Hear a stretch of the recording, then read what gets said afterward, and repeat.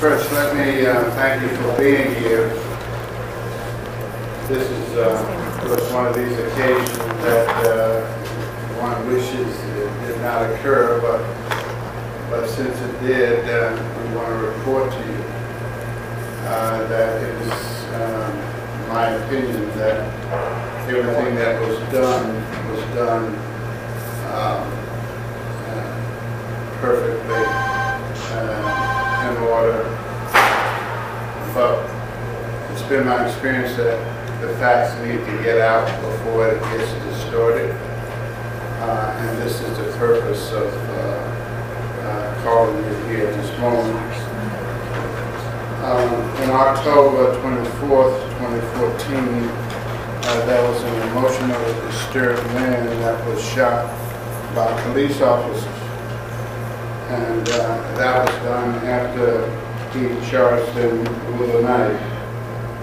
Around 9:45, the Mount Vernon police was called to 158 Stevens Avenue on a report of an emotionally disturbed man, and the arriving officers spoke with the resident, who told them that on the first floor, as a resident had been acting irrationally. Now, 158, although it is a rooming house, it is reported to be a legal rooming house. And it has generated 14 calls for service for the Mount Vernon Police Department this year.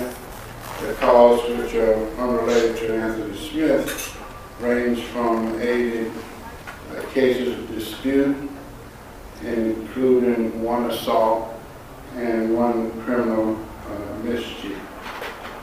Now, the Westchester County Police was called in, and the DA's office, because we want complete transparency in this case, to report accurately what happened. We know that these are sensitive areas and sensitive times, and we don't want people to think that for any reason that anything was hidden or glossed over. It's a very serious incident, of course, and I'm going to have a Deputy Commissioner Ward introduce the officer around, and then Captain Adenaro, who is the chief head of the detective, is going to present any facts that you might deem necessary. So, Commissioner Ward. Okay. Thank you, Mr. Mayor. Good afternoon. I'd like to introduce to you, we have here with us Deputy Commissioner Gaylord Worrell. We have Chief James Sumner. We have Captain Adenaro. We have over here Captain Goldman. We have Roberta Puzo, the President of City Council, and we have Lieutenant Caprisi. Captain Calabrese. Captain Calabrese. Just review. Okay. Thank you very much, and put the Mr. Mayor. Okay, now for the specifics of that incident, we're going to have Captain Adenaro, and he will give you the specifics, plus answering any question that you might have. Good afternoon. At about 9:25 this morning, a resident of 158 Stevens Avenue called the Mount Vernon Police Department to report a person out front wielding a knife. Upon arrival of the police officers several minutes thereafter, that person had entered his apartment. They spoke to the caller outside, who alerted them that he had entered his apartment. Officers responded to the first floor apartment, the front door, and attempted to establish a dialogue with him. He shouted to the officers through the door. He would not cooperate, he would not open the door. At some point, he actually called the police department, and they attempted to establish a telephone dialogue with him several times, even after he hung up, calling him back. That was to no avail. At one point, he did lean out a window and attempt to assault officers who were outside the apartment. As this occurred, officers at the door entered the apartment. As they entered, they attempted to subdue him with less lethal force means taser and OC spray, which is similar to mace. That did not work. The subject then charged the officers. He had a pair of scissors in one hand, he had a knife in the other hand. As he charged officers who were attempting to subdue him, officers behind them opened fire, subduing him before he could reach the officers. 158 Stevens Avenue, as the mayor said, is a rooming house. It is a legal rooming house. There have been 14 calls from service there that are not related to the subject. And those range from petty crimes to calls for service. The subject in this incident, Anthony Smith, is 31 years old. He's a resident there on the first floor. He has a criminal record that dates back to 2004. It's 2 arrests, misdemeanor charges. He has a history with the Mount Vernon Police Department. And since 2009, we've had 6 encounters with him. 4 of those involving him being taken for mental health services. 1 involved a marijuana arrest, and another one, he was a victim of a burglary. The investigation is being handled by the Westchester County Department of Public Safety to ensure impartiality, and as well as the Westchester County District Attorney's Office. I'll open the floor to questions. What was he saying, Captain, when he made the phone call to police? What were his specific words? You know what, we don't know yet. We haven't reviewed the tapes, but it appears that he was shouting unintelligibly, leave me alone, you know, I'm not going, things like that, but we don't have the full context. When he was leaning out a window, he said he tried to assault officers. So how did he do so with did he have the knife in his hand? He had a knife in his hand and leaned out the window. Officers were stationed at the window to prevent him from escaping from the window. Was he throwing anything out the window? I don't know. Who was the sergeant involved in the shooting? I don't believe we're going to give those names out just yet. Upon information and belief, it's Sergeant Marcuccelli, M-A-R-C-U-C-I-L-L-I. According to the Journal News article on March 17th, he's cost the taxpayers $930,000 in police brutality cases. Yes. Why was he back on the street when he was on modified duty? We are here to talk about this case. I know you might want to do otherwise, but if you stick to... This is about the credibility of the officer is at stake here. If according to his reports and the jury keeps agreeing with him differently, there could be a question of credibility of the officer. So the question is, why was he back on the street? I believe you put him back on the street, Mayor, when he was on modified duty for 3 years without a gun and a badge. The question is this incident. Yes. One could... The credibility of the officer is at stake. Excuse me. People can make several opinions of you.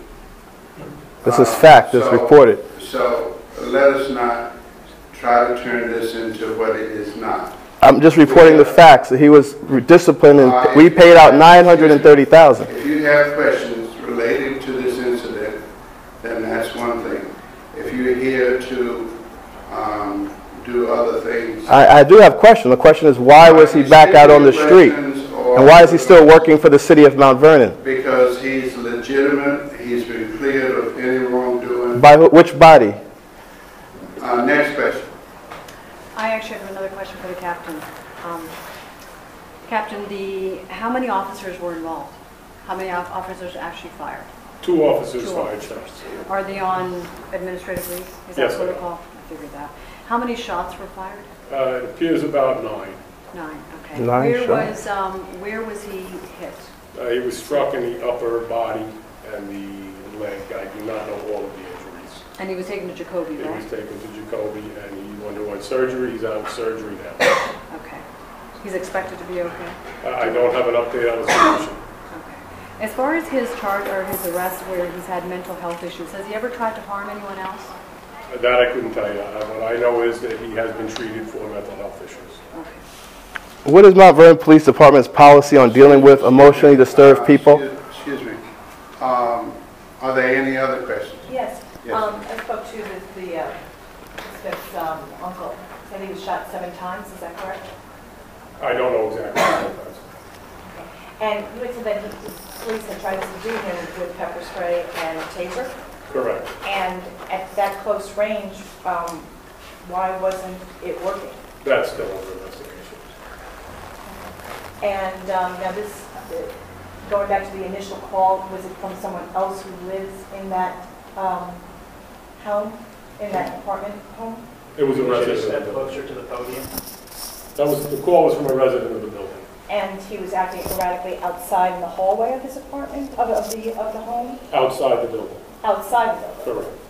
And he went back inside, and police came, by the time they came, he was already inside? That's correct. Okay. And what was he doing that warranted the police to go there? It was reported that he was wielding a knife in the street and acting erratically. Not threatening anybody with this knife, just waving it in the air? What did he, We're not up to that level yet. Captain, does Anthony Smith, does he live alone in the apartment? Yes, he lived alone. Was ESU called on the scene? Yes, he was on the scene. And was a sergeant trained to deal with emotionally disturbed persons that discharged his weapon? No. Thank you. There was a sergeant from ESU at the scene. I'm saying the sergeant that discharged his weapon, was he trained to deal with emotionally disturbed persons? We all are. Any other questions? And what is your policy on dealing with emotionally disturbed people? When you come to a scene, is there a standard policy, or do you call ESU? What is your policy on dealing with emotionally disturbed persons? I'm going to have to step in and cut this off because this is a very sensitive issue that you're trying to make it into something else. We're here to dispense the facts in this case, not to undergo all of the procedures of the police department. In time, that everything will be answered. We have called in the county to make sure that what was done was legally done, and to make sure that nothing is swept under the rug. This is a very serious time, and we want to treat it that way. Mr. Mayor, I just have another question for the captain. Just really quick, how many people were at home? I'm hearing that there are about 15 rooms in this house approximately. Do you know how many people were home at the time of this? We have approximately 6 or 7 Residents. At that time, were they evacuated or were they just asked to stay indoors? They were indoors during the incident. And did you have officers going throughout the house and saying, hey, stay indoors, we've got a situation here? Correct. Also, how did officers enter this apartment finally? Did they have to break in? Correct. What did they do? They forced the door. Was drug use an issue with this individual? We don't know yet. What did you find inside the apartment? Anything? We're not even done there yet. Did he have anything, let's say, I'm asking anyway, any other legal weapons? I mean, say a knife and scissors are pretty legal. I couldn't comment on that because it's still in the apartment. Did the charging that you said that happened as soon as the officers walked in, well, I guess the pepper spray was first, and then he charged them with the knife? That's correct. They entered the apartment. They gave him verbal commands to drop the knife. He did not drop the knife. He advanced towards them. They tried less lethal means. He continued his advance, at which time shots were fired. Does Mount Vernon Police use rubber bullets or bean bags? I'm sorry? Do you use rubber bullets or bean bags? Other police departments use We are that. equipped with those, yes. Were they used today? No, they were not. Any idea how long from when officers entered the apartment to the shots were fired? Not right now, no.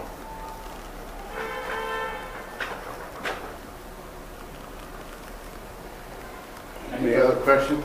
Could you state your name, Captain? I'm sorry, spell it. Yeah, it's Captain Edward Adinaro, A-D-I-N-A-R-O. Thanks. Any other questions? Thank you.